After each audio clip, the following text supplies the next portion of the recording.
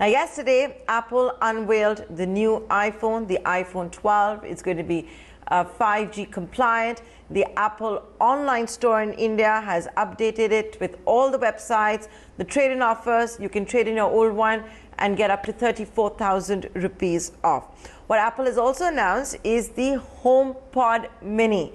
It's can it challenge the Google Nest? Can it challenge the Amazon Alexa? I'm now being joined by Daniel Gleeson, Principal Analyst of Consumer Technology at Omdia.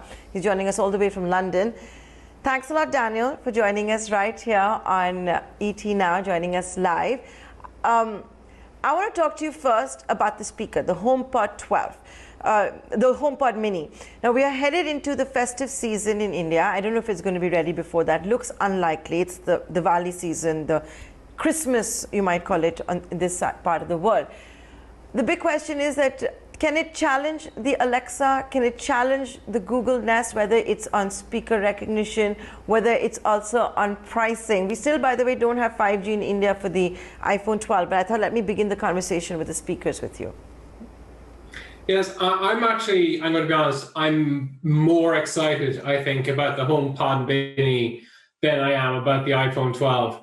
I think, like, the HomePod speaker itself, I always thought was a fantastic product. It was just priced very highly, and it was just far too expensive to compete effectively with the Nest or with the Amazon Echo products. So I'm very, very excited that they put out this mini product. You know, it's $100 is what they were like touting last night. So that I feel is going to be much, much more competitive. Obviously, the big limiting factor is, of course, that much like all Apple products, it's very tightly integrated with an Apple system.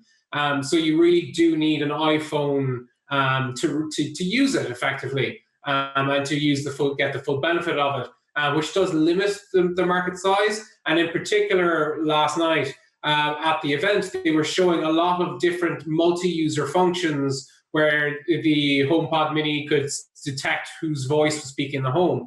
But of course, that only works if everybody in the home also has iPhones. So that's kind of one of the problems that I feel like this could have, is that, like, Apple products are excellent, but the more and more you step into the home, the more you need that cross-platform ability to work. And that's never really been Apple's style, to cooperate easily with competing platforms.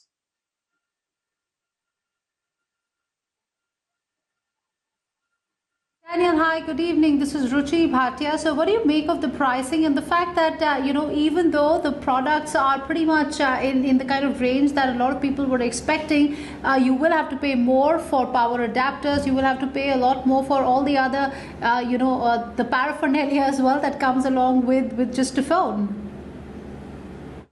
Yes, I feel like this is a move that has been kind of, I don't say telegraphed completely, but Apple has definitely been moving in this direction for quite a while.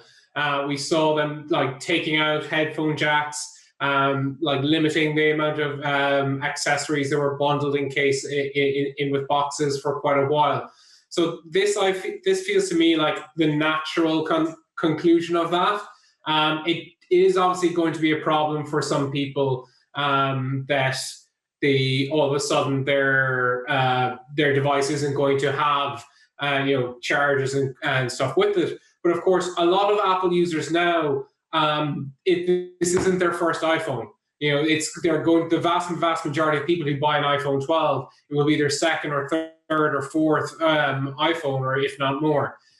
So the vast majority of people should have already a Lightning charging cable. The vast majority of people should have some form of headphones that would work with it. So that's why I feel like it's probably not as big a deal as it might seem to be. And none of that, but I feel like in the longer run, I feel like that message you're getting across of, like, we need to reduce waste, we need to reduce the amount of extraneous and excess that we bundle and we ship, is probably a good one. And I wouldn't be surprised if you see a lot more handset manufacturers follow this over the next year, because like the number of like excess charging cables, the number of excess power ports, the number of excess headphones that get bundled and produced and frankly just thrown away every year is huge.